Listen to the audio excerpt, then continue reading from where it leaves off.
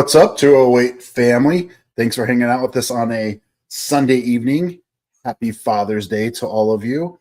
I hope you've enjoyed it, but we got some football to talk about. Let's jump into it.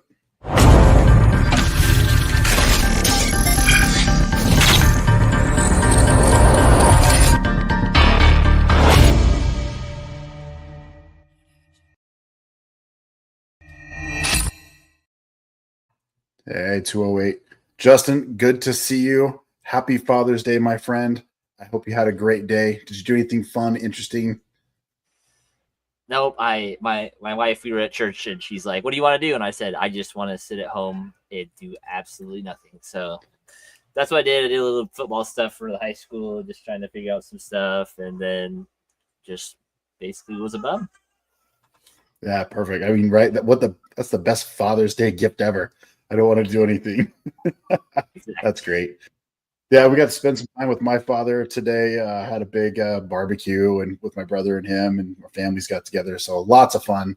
It's always good to get together. Honestly, we probably don't do it enough. But and then my kids took us to breakfast this morning. Took me to breakfast this morning, which was fantastic. So kind of a busy day, but we are here ready to talk some football for you guys. Hopefully, we can get you guys squared away on some stuff. And again, we want your guys' feedback. So, man, hopefully you're join us. Leave some comments. Make sure you like and subscribe. Just helps out the channel, as you guys know. But let's jump right into it and let's talk about a little NFL news. What's going on?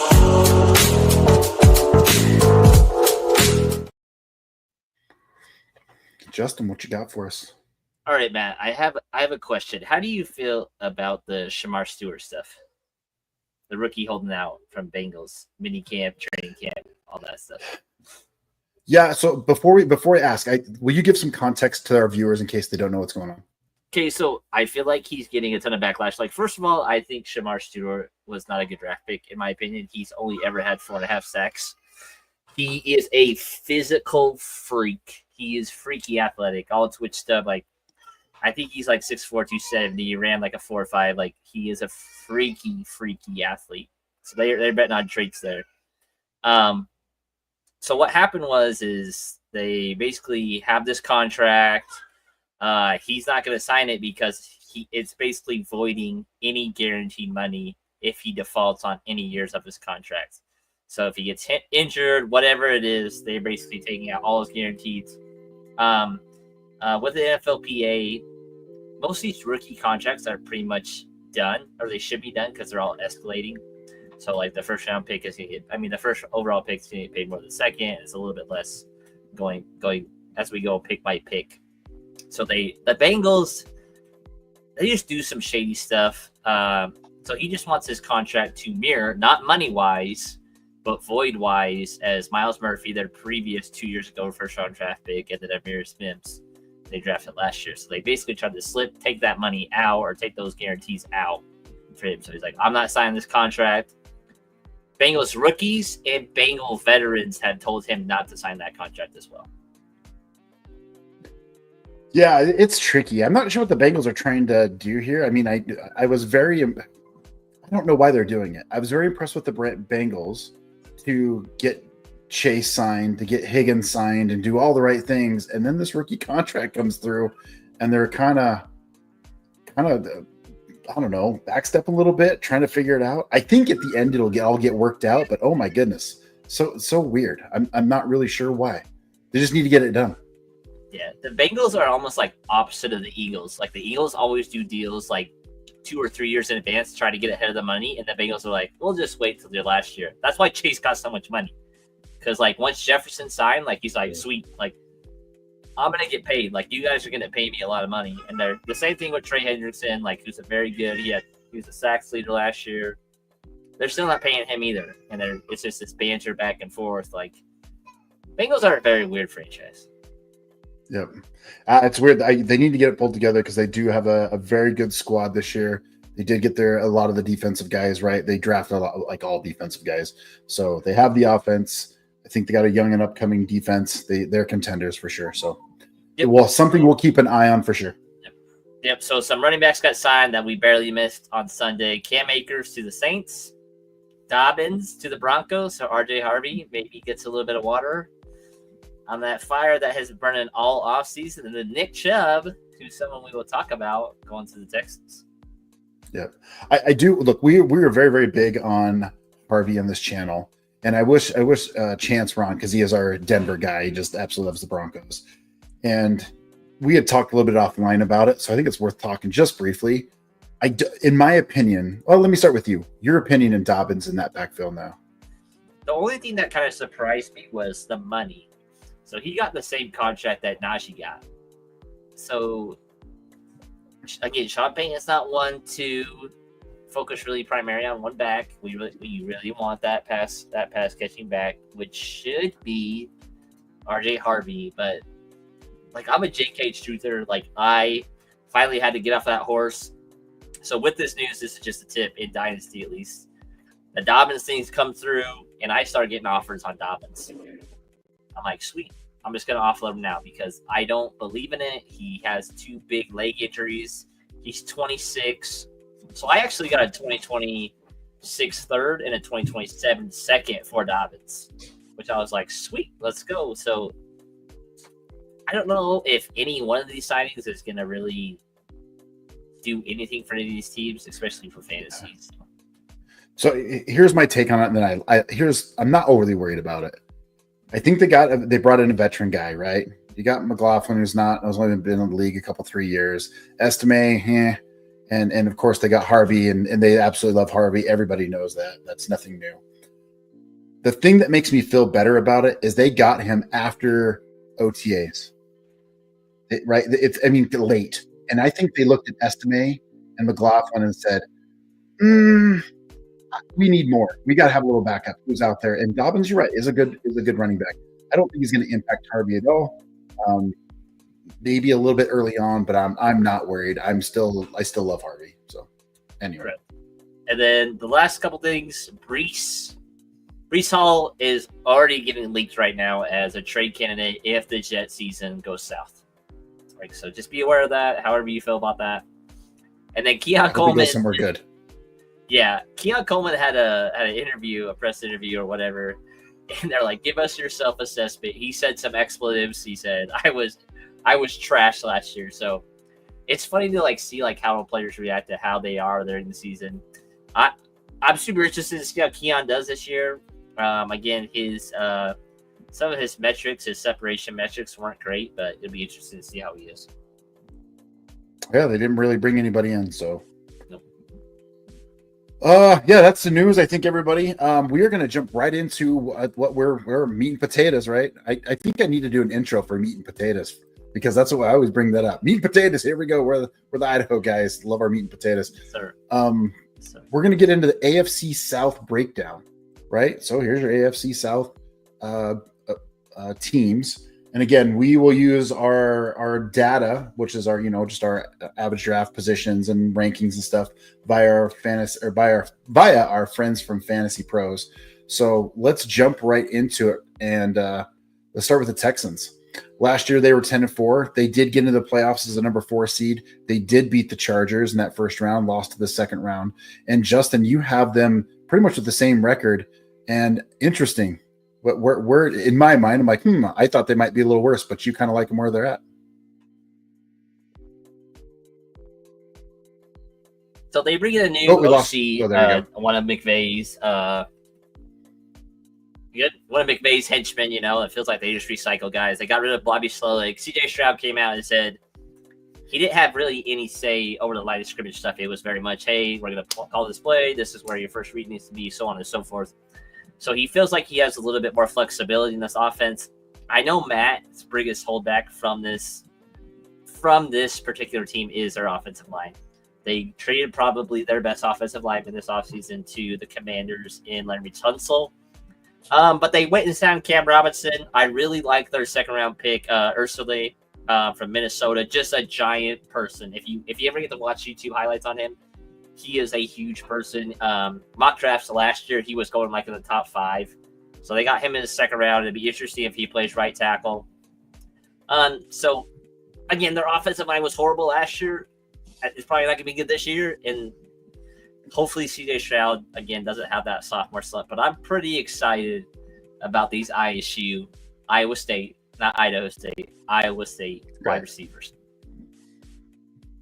Yeah, and let's jump right into it with the players there. So we've got them listed here. Again, these come from our friends from Fantasy Pros and position rank ADP as of current. Right, we know that's going to change as the season gets a little closer, and then where you can get them in what round.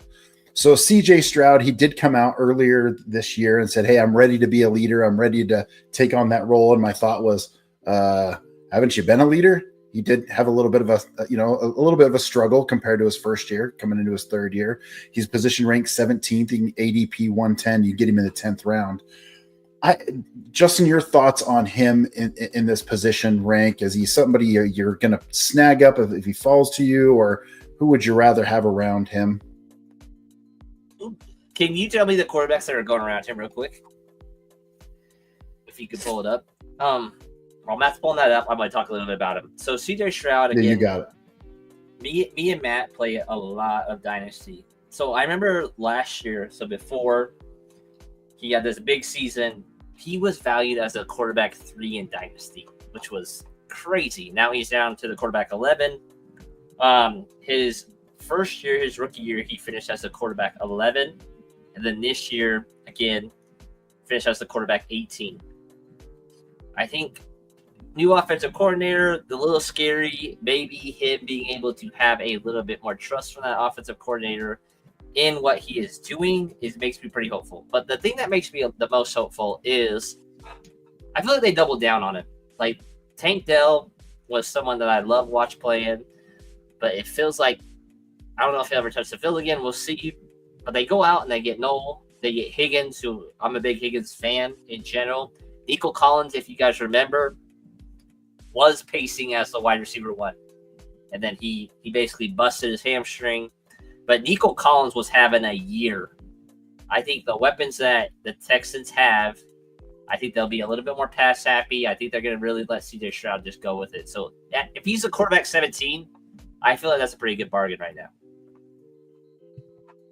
Yeah, so around him, Love goes 1 pick before him. Drake May's behind that. Trevor Lawrence is a few picks behind that. Fields and Herbert are a few picks before. Just throwing some guys out if you're in the quarterback in that market. There might be some other players you like, but just in the quarterback market there.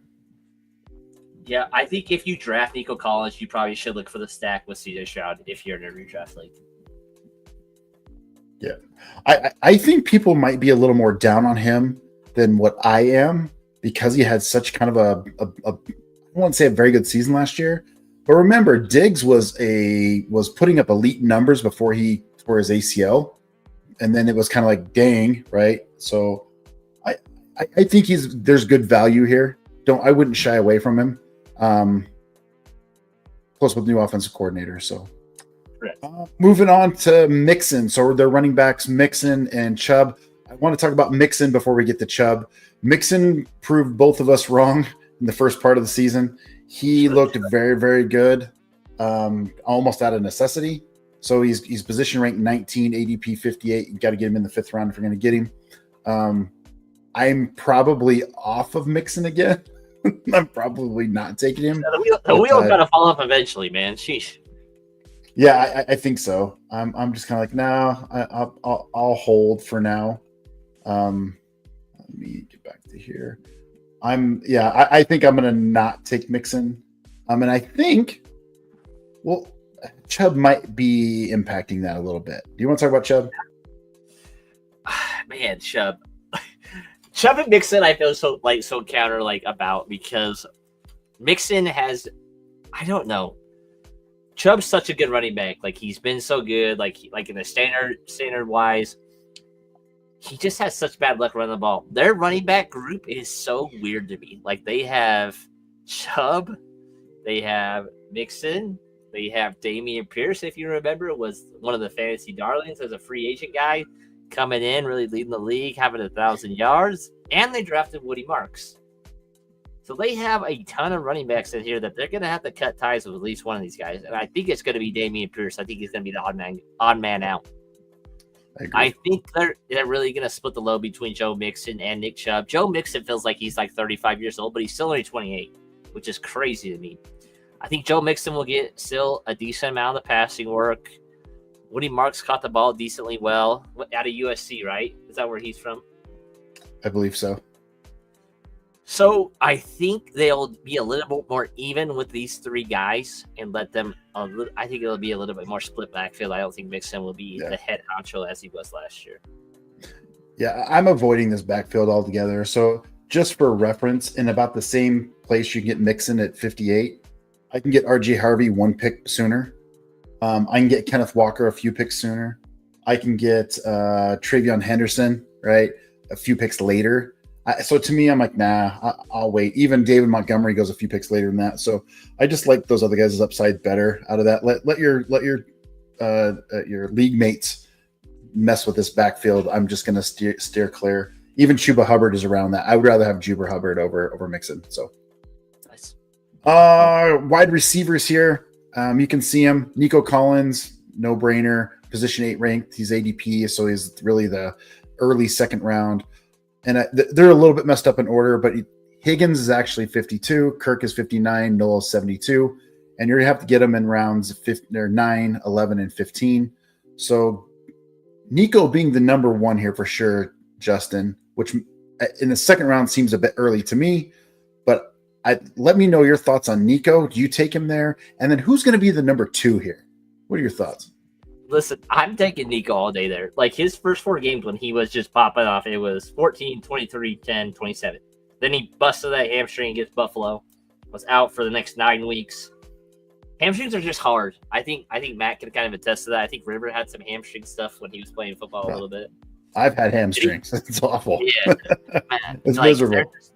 They're just really naggy. Even in the wild card, like he had 122 yards. The divisional, he had 81 yards, 8 targets. Like, he is a target monster. Like, I think if he would have finished out last year the way he was going on, he's the first-round draft pick. I think in the second round, I'm going to pay that price every time. I'm totally fine taking him in the second round as a second-round pick.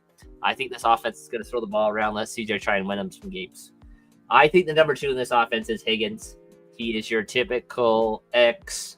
I think Nico's going to be a little bit more there. Nico Collins is a huge person, so is Higgins. They just have 2 really big receivers, and they're going to let Noel take over that slot role that Diggs had. So you're sitting at 12, right? Let's say you're the 12th pick. Around that, you go. Let's say you get the 12 and the 13, right? Obviously, do you go Nico and BTJ, Nico Henry, Nico Drake, Nico Achane? Right, what do you like there? Nico Achane is a fun stack for me. That's a fun one. That's a fun one for me. There you go. Schultz, 27th ranked for your position ranked, and ADP is 195, late 7th round or 17th round, but is viable because I think you're right. I think they're going to throw the ball a little bit more than what we're going to see, or what we're used to. Moving on to the Colts. The Colts, interesting vibe here. I sometimes don't know what they're doing. I can't do it. They were 8-9 last year. They missed the playoffs, and I agree with Justin. Justin did these projections for us. I think they're going to be a little bit less. They're going to slip again, but it's tough. So, okay. So here we go. Justin and I talked about this a little bit. I did put Anthony Richardson up here. Right now he's ranked. Best guy. Yeah. He was. I was so big into him last year. I was dead wrong on that. But he's position ranked 28th. His ADP is 165, and he's a 15th round guy. And I will tell you, according to our friends at Fantasy Pros, as of right now, Daniel Jones is behind him. But I think we both agree, Justin, Daniel Jones will be the starting quarterback here. But I don't. Do you want either one? Let me start there. No, if you're taking shots at lower quarterbacks like Drake May, I think Daniel Jones is a good add-on. If you're taking shots on those boomer bust guys, like I think Daniel Jones is a good option because he's going to run the ball a little bit. He definitely has a higher floor. Same with A-Rich. Anthony Richardson just can't stay healthy. Don't draft players that get hurt. Like I've been burned by that so many times. It's either you can have the boat or you can have the mystery package. And like, don't pick the mystery package. Just pick the boat. Just know what know what you're gonna get. Like, so I would pick Daniel Jones over A-Rich. Yep. And I did notice it looks like they've updated this since I last did this. He is now at 200, Anthony Richardson, and so he's slipped quite a bit here. Daniel Jones is 190. So again, if I'm getting a second quarterback, I'm going to take like a Stafford or who else is sitting there? Cam Ward, right? I'd much rather have those guys over either one of these guys. So correct. And if you guys are a very smart audience, you see this, but just look at the rounds for just your average rounds you're picking up the Colts players. They're all, I mean, outside JT's second round, 17th round, 10th round, 15th round, or later. There's nobody on this team I really want. So moving on to the running backs, I just brought him up with JT's the position ranked 9. Is he going to be the workhorse and you have to pay a second round price to him? Do you want him? I'm pretty sell high on JT this year. So just a quick fact about JT. So this is kind of like my hot take with JT. So everybody's flying high from JT. His last 4 games, he went off. Like, Matt, you could probably look up his last 4 games if you want for me. I just have percentages. So I think his fall off begins this year. Like, I think you should have traded either JT right now, or when the season's closer, or when you get to the trade deadline and one of those teams is, and you're not a contending team, whatever it is. I guess dynasty wise, that's what I would do. So going against those four bottom 5 defenses, he had 39% of his season points those last 3 weeks. Like, he went off. Like, he was going crazy, but the defenses he was playing were atrocious. So I think especially in Dynasty, he is a sell while you can guy. Do I think he still has 1 or 2 more good years left? Obviously, yes. I would not take him in redraft this league. I would redraft this league this year. I would rather have Nico this year. If I was to pick between those 2 that we just talked about, Nico would probably be a guy that I'd like a lot more. Yeah, just reference. So he did have 100 yards against Denver on 22 carries, and then he played Tennessee, New York, and Jacksonville. All of them nearly 30 carries or more for 218 yards, 3 touchdowns, 125 and 2 touchdowns, and 177 and 1 touchdown. So for 6 total touchdowns in the last 3 games, which is crazy. Not sustainable by any stretch. So guys around him that, I mean, he's going to get the workload. You're hoping he can stay healthy, but I would rather have, give me Bucky just a little bit later, right? Give me Chase Brown a little bit later. Those guys I'd rather have, and I could sit and wait. So yeah, JT's just hard because he's such a big name, because he had that year 2 years ago where he just killed it. And so he's so hard to get off of because of his name. Just get rid of that stuff. Just try your best to get rid of the name value. Like, it's like buying an Apple phone. It's Apple, so we're gonna buy it because it's an Apple phone. So it's just hard to get off the name. Who else is also climbing up in that backfield? Nobody's worried about Khalil Herbert, kind of an older, right? He's just on the team. But the rookie DJ climbing the draft boards a little bit, moving up. He's a guy to keep your eye on. I do like him. If there's something where JT gets hurt and he's a super late round flyer, let's say you did get JT, don't be afraid to burn a pick on DJ for sure. I think he could back up. He is a very, very good football player. So I do like him a lot. So for the price you're getting. 100%. Moving on, wide receiver. So the usual suspects here. Pittman, who we've said forever is going to be good. Up and down. Pierce and Downs. Pittman, 49th ranked, 115, 10th round. All these players are 10th. So Downs and Pittman, 10th round. Pierce, 17th round. Maybe Pittman? I don't know. Justin, thoughts? I'm pretty out on Pittman and Pierce, but I do love me some Josh Downs.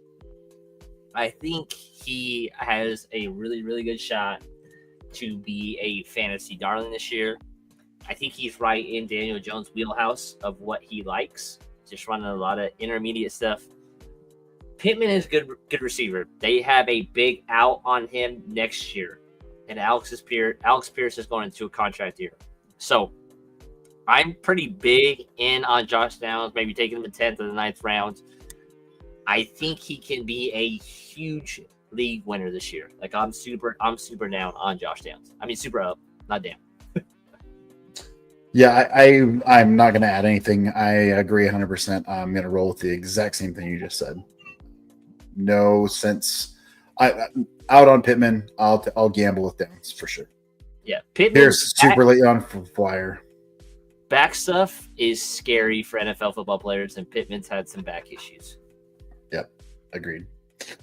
And so the rookie tight end Warren, right? So interesting, will they move him around? Will they use him in some Wildcat like they did were in college? Right now he's the 12th, right? So he's a top 12, 116. You can get him pretty late in the 10th round. I'm pretty sure somebody in your league is going to get him before the 10th round. They're going to reach on Warren. So just keep that in mind. But give me your thoughts on Warren. I think the biggest upside going into the draft was, like Matt said, like he would get some Wildcat stuff, but they have two guys that run the ball pretty dang well. Like, let's not forget, Daniel Jones is a pretty good athlete. Like he's gonna run the ball. They'll run some QB dive off with him, some QB sneaks, whatever you want to call it.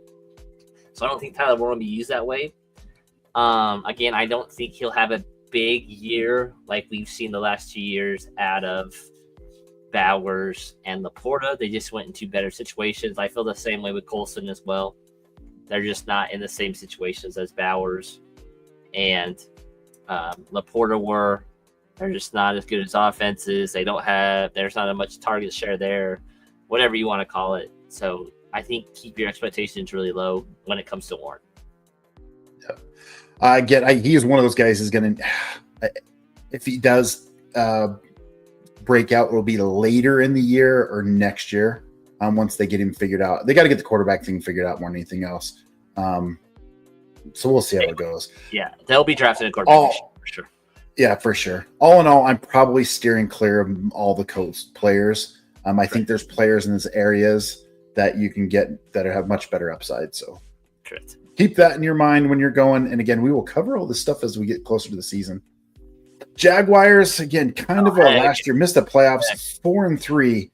And they've made some pretty fun moves. And they got with Brian Thomas Jr. last year. Did not surprise us. We were very high on Brian Thomas Jr. last year, BTJ. We told you, and we hoped you got him. I think he won some leagues for people.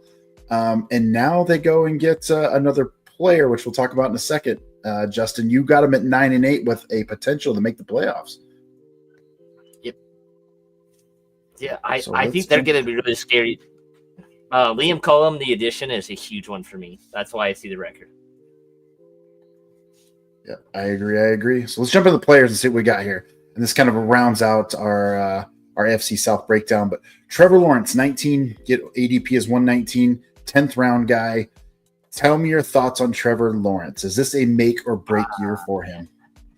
So someone was asking me for trade advice. So since we host this podcast, we have a few people that always reach out to me for trade advice, what I think. And it's hard because I don't want to really give them the advice because I want to hold it dearly. Like, it's my opinion. So they're asking me, and Matt, I want to get your same answer. He was going to trade Jordan Love for Trevor Lawrence. What are your thoughts on that? Ooh.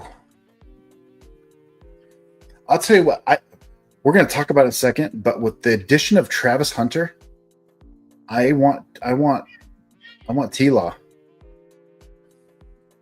I want T-Law there. It sounds crazy. You're like, but Matt, wait a minute. But wait a second. Hold up. He's a defensive player. But yeah, no, hold up. Go ahead, Justin. Trevor Lawrence, he's had some injuries. Let's not forget, he was a generational prospect. He has a little bit of criteria why we should bet on him. He's had a quarterback 10 finish. He's had one, and it was his second year. Hopefully, Liam Cohen coming in, an offensive guy. He helped Baker. I didn't think that offense was going to be good, but he really helped Baker with the little things, the little checkdowns. The Bucks transferring to the Jags, they have a very similar skill set. You have a big wide receiver, a big fast guy that could be your Mike Evans and Brian Thomas. You have someone that I think is better than Chris Godwin in Travis Hunter. Have Diami Brown, who had a really good year with the Commanders, with a rookie quarterback in Jay Daniels, and Brett Strange, who's a decent tight end. I think this offense is going to be good. I don't think it's going to be top 10, but I can see 12, 11-ish. Yeah, I tend to agree. So we'll get to the wide receivers here in a second. So do you know how old Trevor Lawrence is? I think he's 25, 26, right? Yeah, he's going to be 25, 26. Doesn't he feel like he should be 28, 29, like 30? Right? He's had some weird coaches, man. Just keeps recycling coaches. Don't be surprised, and this is kind of one of my bold predictions here, but do not be surprised if you see Trevor Lawrence take a path similar to what Baker Mayfield ended up doing. Not necessarily leaving the teams, but watch him. The kid's talented, super talented. He's getting the players around him. He's getting the right coaching. I don't know if it'll be this year, but I can see him being a top 10 quarterback down the road. Just keep that in mind. So, I like him. I like him. I like him. I like him. I'm not going to reach for him, let him fall to me. There might be some other guys I like a little bit better, but I do like Trevor Lawrence. Right. Moving on to running back, ETN, Bigsby, the rookie Tootin. Very, very tight as far as position rankings and ADPs and rounds. So a lot of rumors around ETN. Bigsby might take over if they trade ETN. Tootin's an interesting talent. Justin, what are your thoughts with this running back backfield? I think the pendulum swing on ETN is too far. I like him this year, like 9th round. I think he's going to be a starter. I think he's the best pass catcher out of all of them. Tootin seems to fumble. Liam Combs already alluded to that he has fumbled in practice a few times. Very first carry. Yeah, I thought Tank would be better, but I think Travis Etienne can really fit this offense and what he's looking in a bigger version of Bucky. Like Travis Etienne, I know he wears number 1 and he looks small. He is not a small running back. He is at least 210, 215. He's a big dude. Yeah, and they're very similar. Tank Bigsby and Etienne, very, very similar in what their back is. They're both 215. Interesting. Bigsby did have 7 touchdowns last year. He fumbled 3 times, but he was about looks like just shy of 800 yards on 168 carries. It wouldn't surprise me if there's a split backfield and we just ride in the hot hand. I like Tank. I think Etienne may be a little more talented. Tootin's got a shot if he can figure out a way to hold on the ball because he fumbled in college and he's nervous. Rookie coming in, and you alluded to it already. Fumbled his first carry in the NFL and OTAs. So, but let me pull up real fast. I want to look to see who else is in this area of draft for running backs. Because I was going to look and I had forgotten. I feel like the Tootin stuff has been a little bit much for me. Like whether it's analysts or whatever, mostly on Sundays, that's when I try to consume as much fantasy football as I can. I feel like Tootin's getting like crazy pushed up. Like in every other year, I feel like he would not be drafted because you have to get past ETN and you have to get past Bigsby, which is saying a lot. Yeah, I'm just kind of looking through. There's not anybody that I'd want in those areas. If you've missed out on a running back, ETN with a Bigsby is not a bad combo, especially for best ball. But if it's just redraft leagues, your garage, grandma leagues, whatnot, I don't think it's terrible to have them. And then we just got to monitor it close. But there's not really anybody in there that I would like with the amount of upside. So Ray Davis is in there, which I do like Ray Davis, in which we talked about that last episode. So if you haven't seen that, go back and watch it for sure. But lots there. Moving. So this is the area, and I say purposefully save these guys for last. So Brian Thomas Jr., Hunter, Diami Brown, an 831, 82, 1471, and 243 in ADP. 2nd and 6th round if you want these guys. But Justin, I'm going to tee it over to you. Your thoughts specifically on BTJ and Bryant and Hunter.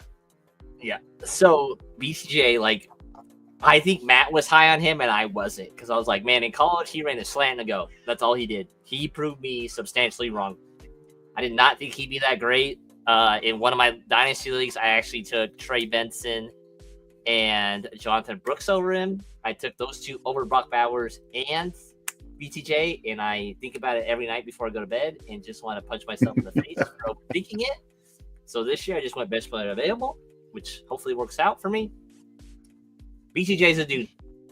I saw a thing on YouTube. I was just watching YouTube shorts about who should realistically be the wide receiver 1 in Dynasty, because I'm big in the Dynasty right now and just try to do some roster adjustments. And this guy brought up BTJ and Malik Davis being the wide receiver 1 over Chase, Jefferson, all those guys, which is a hot take, but like I can see it. Like BTJ's a dude. Like he's younger. I think he's attached to a good quarterback. I think he's gonna be a fun. I think he's a good player. I think I would still take Nico over him, but because Nico, I got Nico off the waivers in a dynasty league, so I'm like he's my baby. So I think I'd still take Nico over BTJ, but yeah, I mean, so hear me out with BTJ. 87 receptions on 133 targets for nearly 1,300 yards and 10 touchdowns. That's 65% of his targets that he caught, which is awesome, right? So now you can no longer double him. Travis Hunter, I believe, has the potential to be a top 10 wide receiver in this first year. Preach it, man. The dude is talented.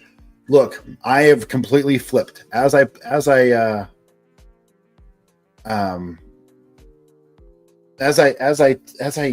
don't know. As I sit there and kind of talk about, okay, let's look at Brian. Sorry, I was reading your private message.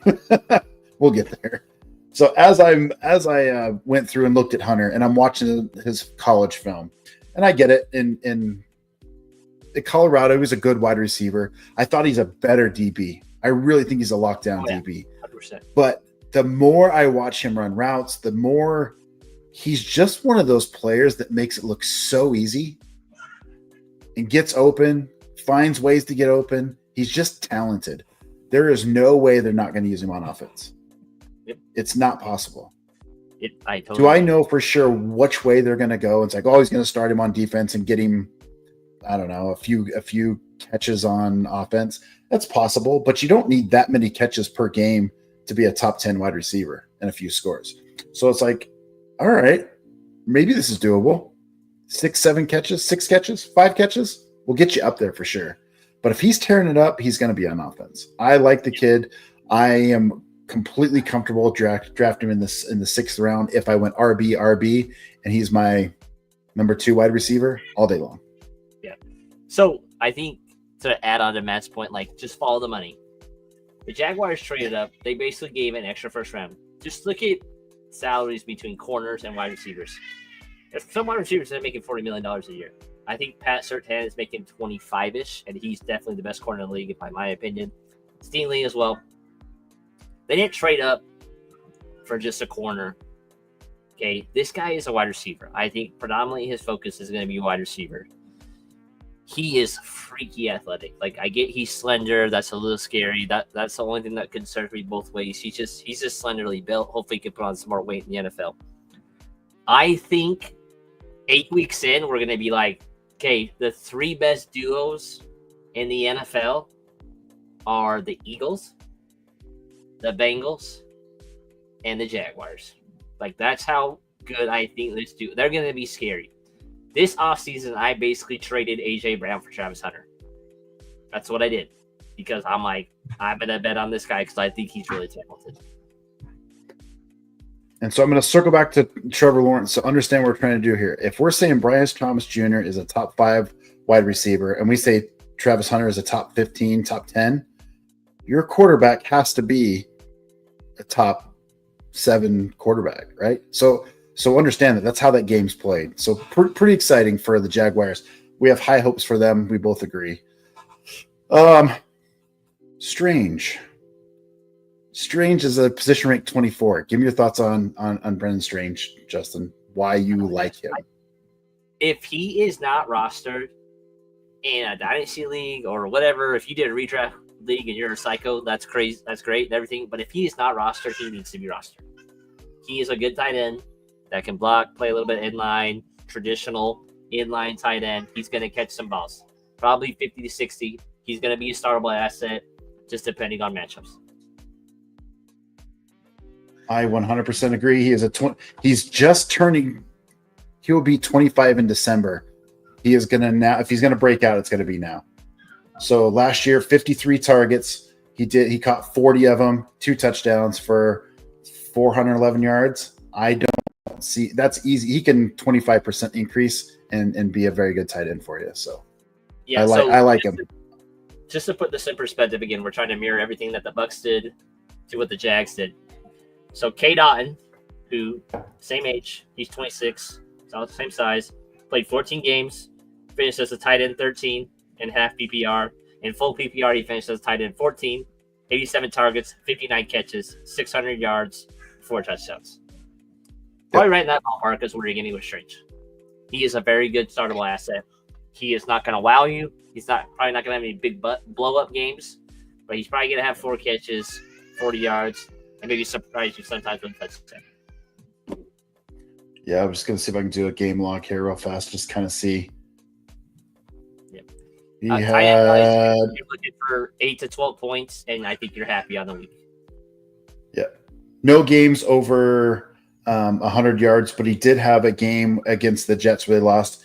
He was 11 receptions on 12 targets for 73 yards. So more than capable. At that point, they were checking down to him, probably not wanting BTJ to do anything, and he became a valuable asset there. So certainly is capable of producing good numbers.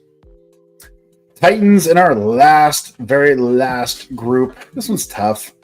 They missed the playoffs 4-13 last year. Really, Justin, you got them not much better than what they were last year at 5-12. No. They did have the number 1 pick. They took Cam Ward. Again, if you just look at, you can ignore the position rank and the ADP. Just look at the draft round if that's helpful to you. There's nobody better than a 6th round pick, and it's Tony Pollard. Some of them aren't even going draftable. So let's start with Cam Ward. He's starting. He's going to go. I think he's got a decent chance to be a top 20 quarterback. We'll see. But thoughts with this offense and the people that are around him?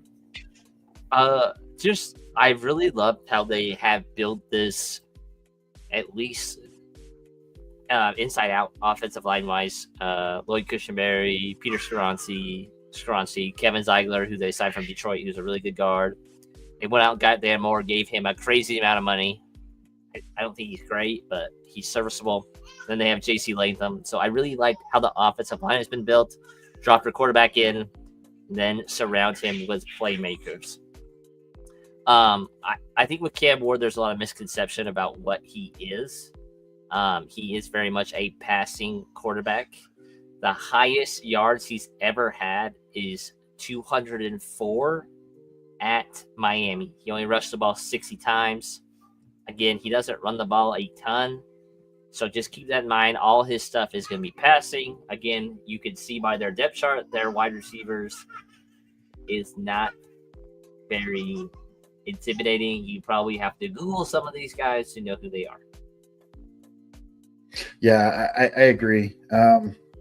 We'll see. I think he is a very much a better prospect, and everybody knows this about Mayonnaise Man and Will Levis. He's going to be the starter.